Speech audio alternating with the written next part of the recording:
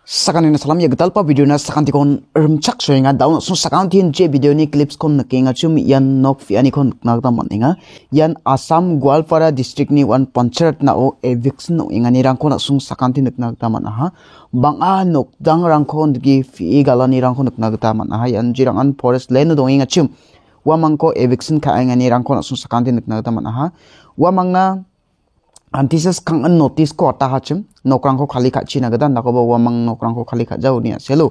wan fi ngani rang ko na sung sakanti nikna gata manaha yan pancharat nani abri kamu dong parang aro nagrba sungdir kamu dong parang yan oktang rang ko fi ngani rang ko na sung sakanti nikna gata maninga banga mandir ni nokrang kon fi aha aro yan ya selo fi ani selo banga mandirang nokri jamgri dongna nangau ga akinga aro banga mandirang an duk mukchini rang ko manenga hanin ba naksuna gata manenga daun suna chigum ko ba video ni clips ko misokatinga